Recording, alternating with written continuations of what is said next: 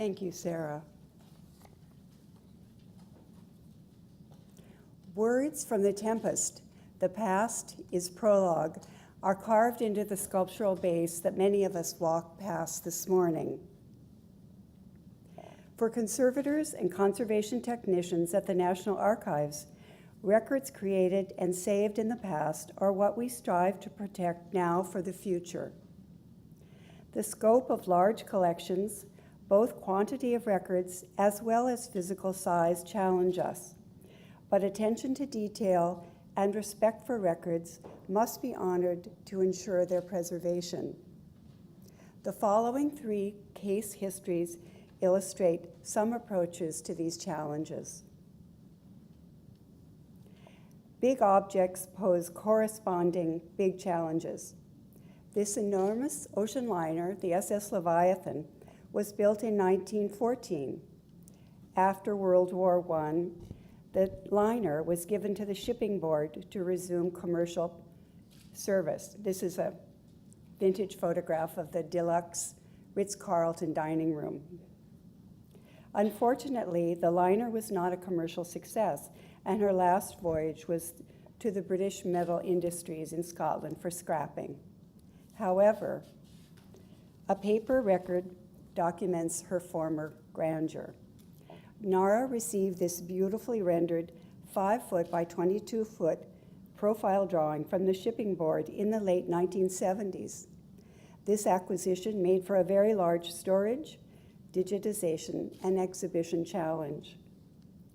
The plan was drawn on one continuous piece of cloth-backed, heavyweight paper to the scale of 1/4 inch to 1 foot. In the mid-1980s, the Leviathan was lent to a museum for a 6-year exhibit. Now, knowing more about the light sensitivity of media, we would probably consider a 6-month loan at very low light levels the norm. The plan came to the lab for conservation treatment in 1998 and photographed with existing technology for a large format record. The drawing was handheld, as you can see here, photographed as 4 by 5 inch color transparencies, which were scanned to make a digital composite by stitching sections together. Here are a few other images of past methods of photo documentation. Once we used a large camera nicknamed Big Bertha in the past, and also captured images such as this large poster, which I think Sarah mentioned, shot from above. And you can see the photographer was standing way up here and the poster is way down here. There's some conservators out in the wing, making sure everything was handled safely. Using methods and materials available at the time, the Leviathan was treated and stabilized and cleaned. Because the media was not flaky or friable, the plan could be rolled. Custom housing was designed for the big drawing on a large diameter acid-free tube with support structures at each end. The plan was returned to the cartographic division stacks. Nearly 20 years later, the curator of NARA's 2009 big exhibit asked if it was possible to exhibit and photograph the large plan. After discussing with colleagues new approaches to conservation and imaging technology, we agreed. This very big collaboration included conservators and conservation technicians working side by side with digital lab staff, exhibit designers, professional framing contractors, and art handlers. Collaboration and the benefits of teamwork are the ways of the future for conservation. This very large format plan was digitized with a cruise scanner by the Digital Lab staff, working with conservators to ensure safe handling and accurate capture of both the scope and detail of the Leviathan. In this image, there's a screenshot of a cutaway view of the stern section of the Leviathan.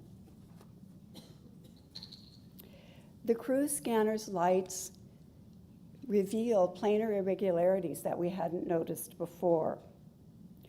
And during regular conservation treatment, the drawing was locally cleaned, humidified, and flattened under weights. In the conservation lab at Archives 2, all 4 sides were hinged to prepare the heavy drawing for mounting.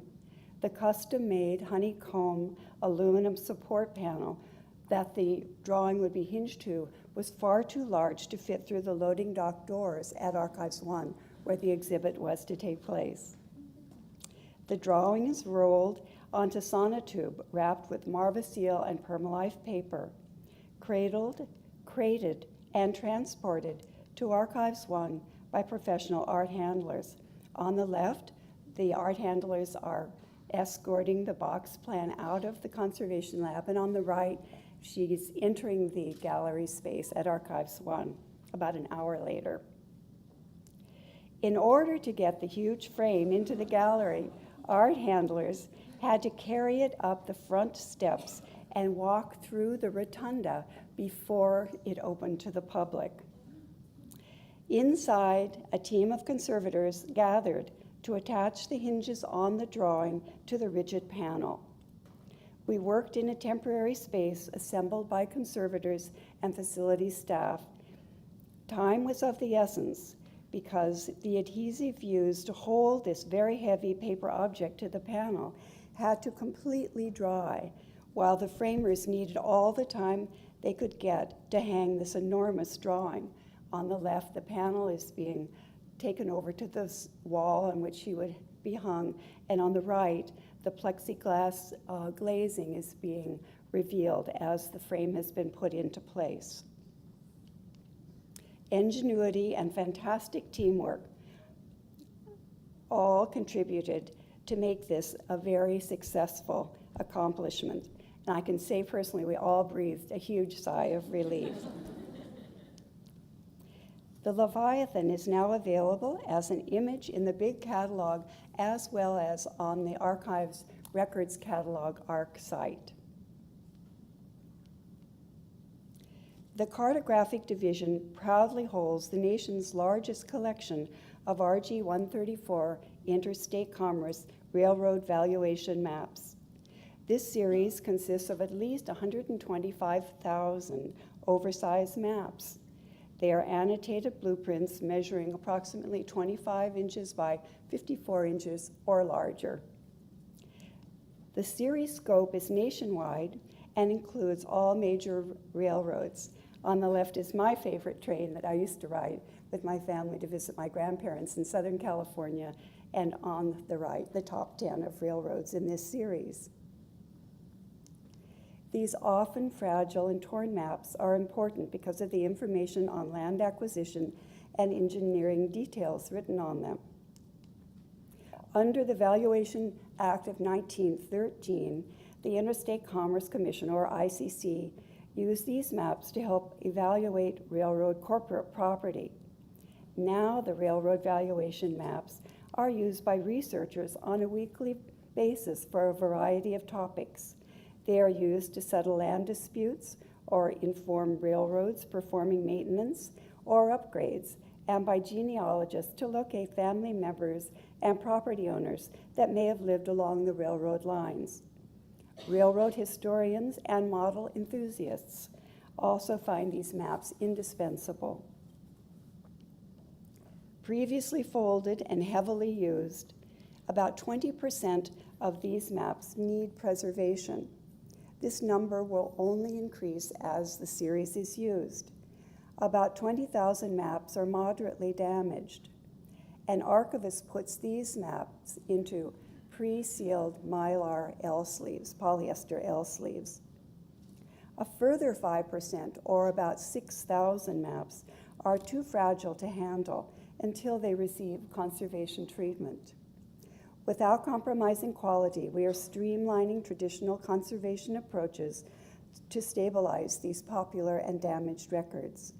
The project began with a pilot batch in 2006 of 100 maps, and today over 4,000 oversized maps have been treated and encapsulated. Teams of conservators and technicians meet to discuss issues and offer tips. Tears and breaks are mended with pre-scored dry tear mending strips. Mends are covered with quick drawing rectangles we make to ensure that moisture is quickly wicked away from the mends while the paper beneath flattens. Technicians encapsulate the mended maps, which are stored 5 maps per heavyweight folder. After the maps are returned to the divisions, researchers can contact Cartographic to request copies of the map they need or visit NARA and make copies on the oversized copier in the research room. Many visitors prefer to bring their own personal digital devices and take images.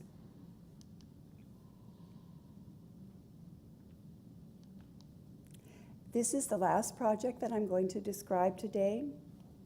The National Archives has an iconic image, a drawing of the USS Constitution, a wooden-hulled, 3-masted heavy frigate of the United States Navy. Named by President George Washington after the Constitution of the United States, she is the world's oldest wooden commissioned naval vessel still afloat. The Archivist of the United States posted an image of Old Ironsides in his June 10, 2010, My Favorite Documents blog. The Constitution recently celebrated her 200th birthday in 1997, and again in August 2012 commemorated her great victory against the British in the War of 1812. And this is a detailed drawing. The sail drawing was created in 1817 by sailmaker Charles Ware on heavyweight Whatman watercolor paper. The document had previously been laminated with cellulose acetate lamination, a once state-of-the-art preservation technique. Before treatment began, all inks and media were tested for solubility in the organic solvent selected to dissolve the cellulose acetate. With Sarah Rydell, seen on the left, a conservation intern, I immersed the drawing in a solvent selected to remove the cellulose acetate. The drawing was mended and losses filled with laminates of paper toned to match the original in color and weight. The completed drawing was digitized, posted on the Preservation Facebook site, and was the feature document this past August. Looking forward, we face important challenges, such as how to store the large digital files we create, and we will all work together for solutions. We hope that as conservation evolves using old and new technologies, we will share NARA's rich collection of records, both big and small, through traditional venues as well as future innovative new technologies and social media to widen access to these exciting records. In conclusion, we'd like to thank all of our friends and colleagues for their very, very generous support. And now I'll turn the podium back to Doris. Thank you very much.